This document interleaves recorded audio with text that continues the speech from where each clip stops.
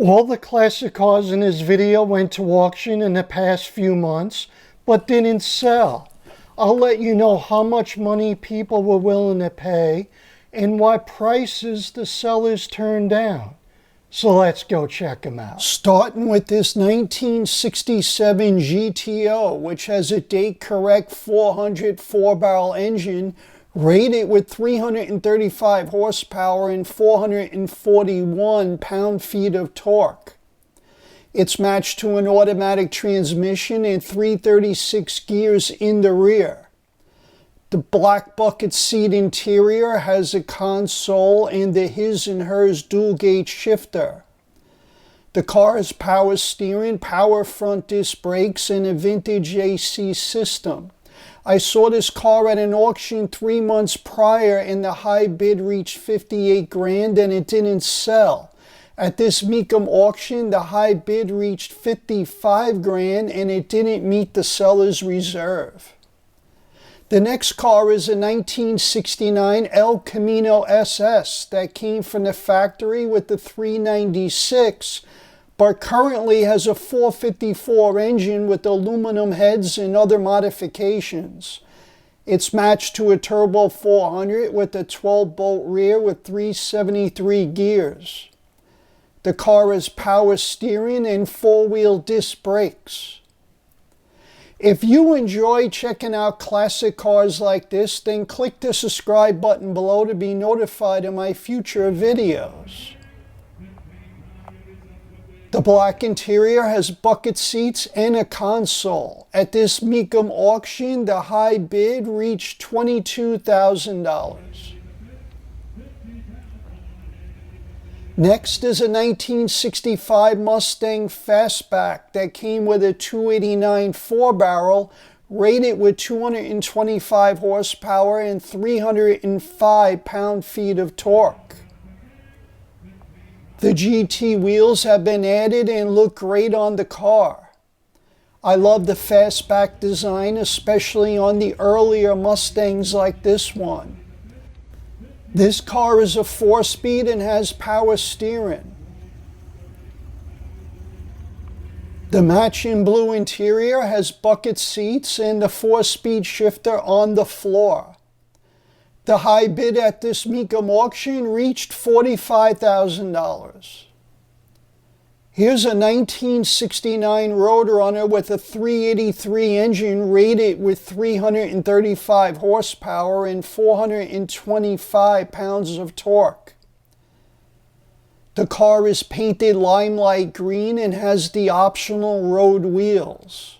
It has an automatic and 8 3/4 rear. The 69 Roadrunner was named Motor Trend's Car of the Year.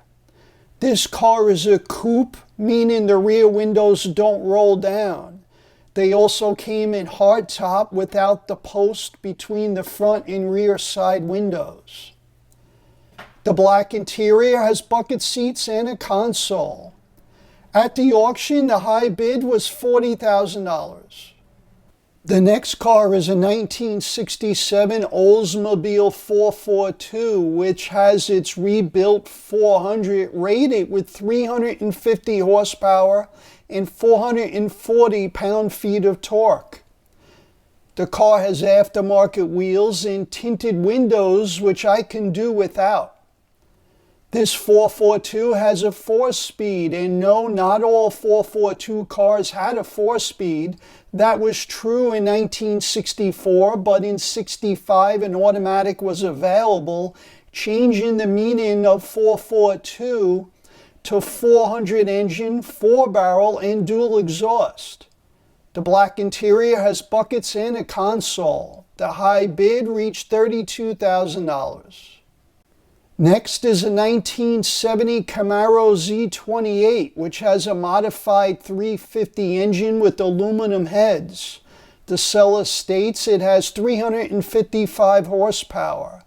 It's matched to a Muncie 4-speed and a 12-bolt rear with 373 gears. The car is really clean, including the underneath. When they have the car raised up with mirrors on the floor everywhere, usually the seller has nothing to hide. The interior is also blue and has bucket seats with the 4-speed shifter on the floor. The bid-in reached $50,000. This 1971 Mustang Mach 1 has a 347 cubic inch stroker that has aluminum heads and other modified parts. It's matched to an aftermarket automatic with the Ford 9-inch rear. I like the weld wheels called Rod Light. They are polished aluminum.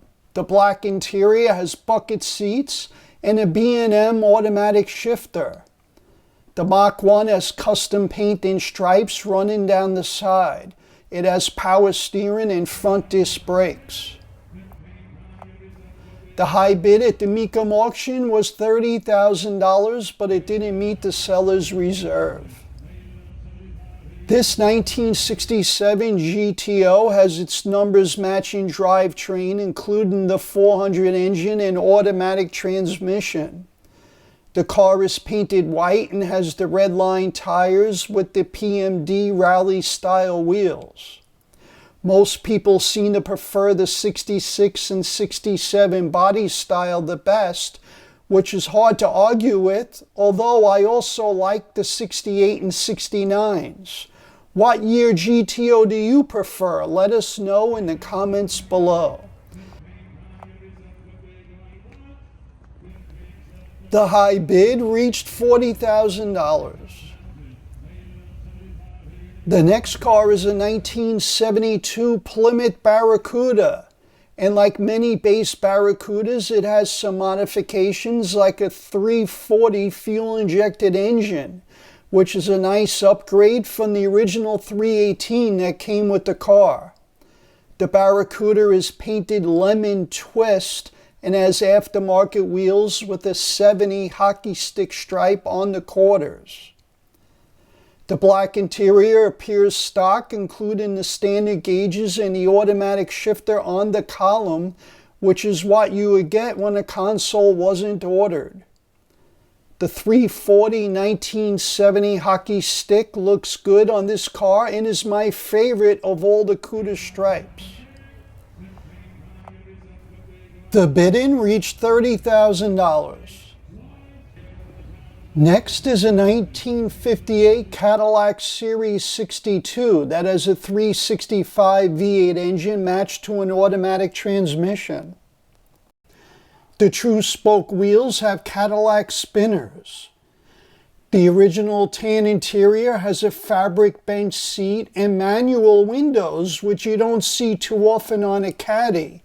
But the Series 62 is an entry-level model, although it could be ordered with many options. The car comes with its original Cadillac ID card indicating the dealer and delivery date. The high bid on the Caddy reached $25,000. Here's a 1955 Chevy 210, paying tribute to the Chevy in the American Graffiti movie driven by Harrison Ford.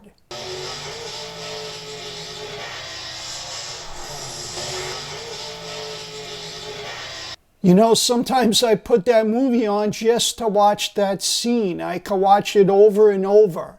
By the way, that car was the same Chevy used earlier in the movie, 2-lane blacktop. This Chevy has a 572 cubic inch crate engine matched to an automatic and Ford 9-inch rear.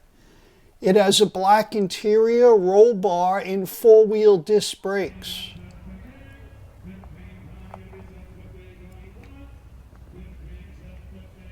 At the auction, the high bid reached $70,000.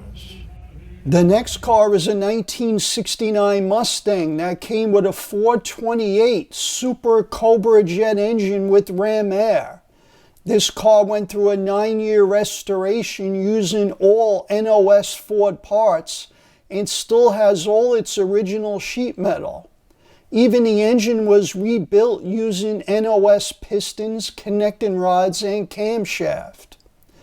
It's a 4-speed car with 430 gears in the rear.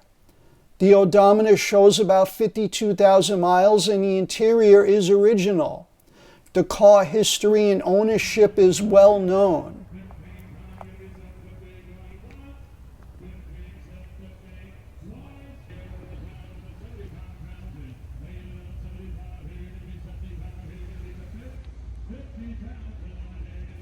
The car didn't sell, but the bidding reached $110,000. Next is a 1969 Plymouth GTX that has its numbers matching 440 engine. The body also has its original blue paint. Steel wheels and hubcaps came standard even on the GTX. The black interior is mostly original and has an aftermarket automatic shifter. Some of the car has been modified, like the fiberglass 6-barrel lift-off hood and flat black front bumper. Some engine modifications are visible, like a 6-barrel intake, ignition, and headers.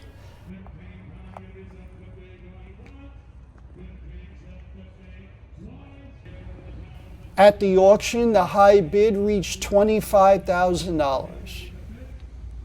This 1961 Corvette has been restored and has a date-correct drivetrain consisting of a 283 V8 with dual 4-barrel carburetors. The engine was rated with 270 horsepower. It's matched to a 4-speed and posi rear with 370 gears. The red interior has also been redone and looks brand new. The bidding reached a high of $62,000. Here's a car you don't see every day. It's a 1946 Lincoln Continental Convertible. Under the massive hood is a 292 cubic inch V12 engine matched to a 3-speed manual shifted on the column. The V12 is built with a 75-degree V angle to keep its width very narrow. The shipping weight on this car is 4,125 pounds, but to me it looks a lot heavier. This car has the rear-mounted spare, making this a true rear Continental. The high bid reached $25,000. This 1966 Galaxie 500 came with a 428 engine rated with 345 horsepower. The fender emblems say 7-liter instead of 428. This car is pretty rare and is loaded with a ton of options like power steering, power front disc brakes, power convertible top, windows, and driver's seat. It also has dealer-installed cruise control. The black interior has bucket seats and a console with an automatic shifter. The car and maintenance is well documented. It's been repainted in its factory color and the engine has been rebuilt.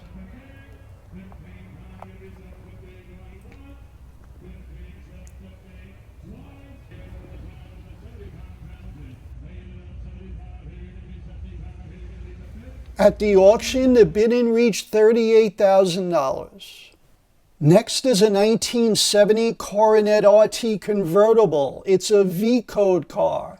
The 446-pack was rated with 390 horsepower and 490 pound-feet of torque. In 1970, they only produced about 210 total Coronet RT cars with the 6-pack. And only about 16 of them were convertible. This car just had a fresh restoration. It's an automatic car and has power steering, power brakes, and a console. The white interior looks great, and when the top is down, it also has a white boot to cover the top. In May of 2024, a V-code convertible sold for $181,500. At this Mecum auction, the high bid was $110,000. The next car is a 1957 Chevy Nomad that has a rebuilt 283 V8 matched to an automatic transmission with overdrive. The car only has about 1,000 miles on it since it was restored. The Nomad has four-wheel disc brakes and the underneath looks just as clean. The interior has custom seats, a tilt wheel, and vintage AC. The two-tone copper and white paint along with the chrome trim looks great.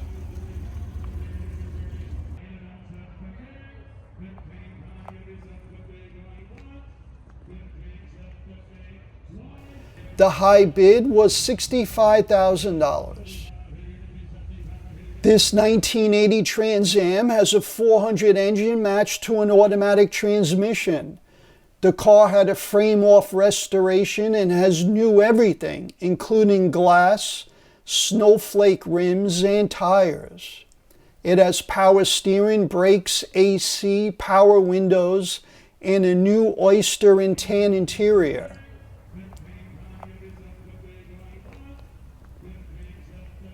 You don't see many of them with the oyster interior, which I think makes a good color combo with the gold on the outside. At the auction, the high bid reached $27,000. The next car is a 1973 Cadillac Eldorado that came with a 500 cubic inch engine.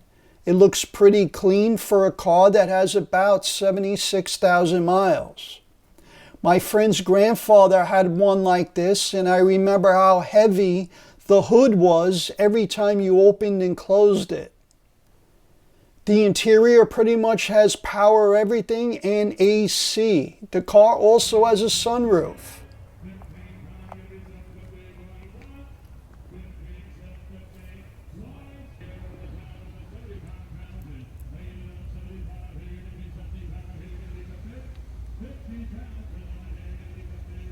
The high bid reached $13,000.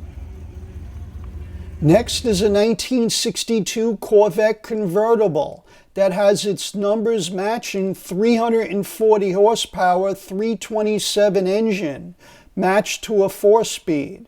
This 327 is one step below the 327 Ramjet fuel injection, which had 360 horsepower. This car has a 4-speed and posi rear with 370 gears. The high bid was $50,000. This 1973 Mustang Convertible was restored about 20 years ago and has a 1968 302 engine that was rebuilt and bored 30 over. It's matched to an automatic and has a 9-inch Ford rear with 325 gears. The car has power steering and power front disc brakes. Recently, the carburetor was rebuilt and a new radiator was installed.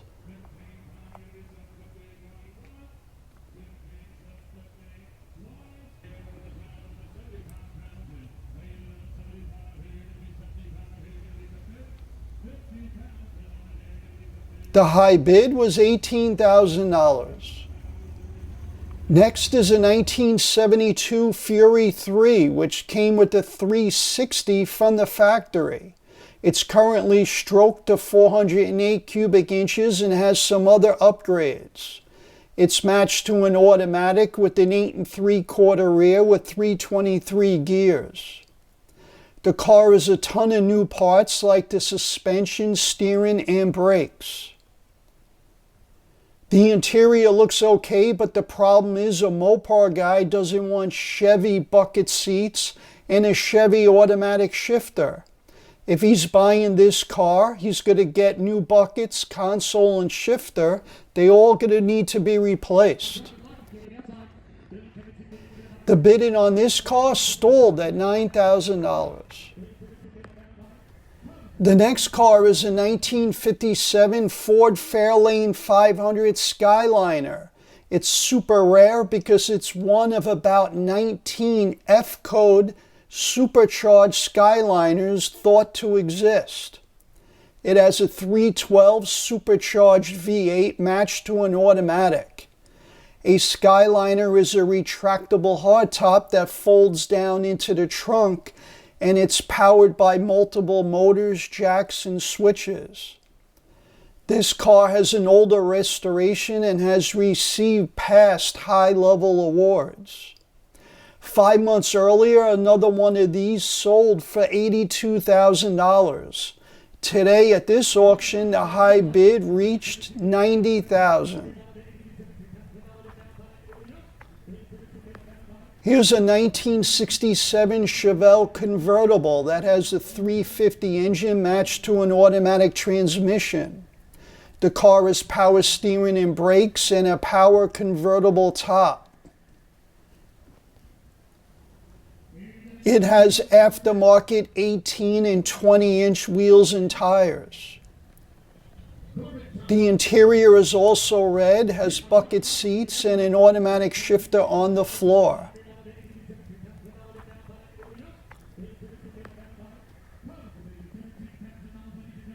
The car has a nice sized dent on the right rear quarter panel. The high bid reached $35,000. The next car is a 1957 Chevy Bel Air convertible that has its numbers matching 283 engine matched to a Power Glide transmission.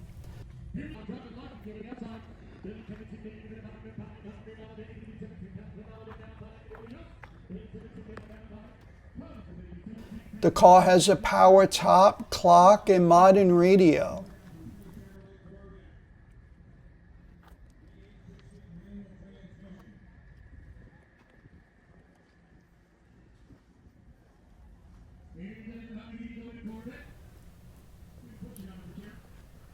At the auction, the high bid was $70,000.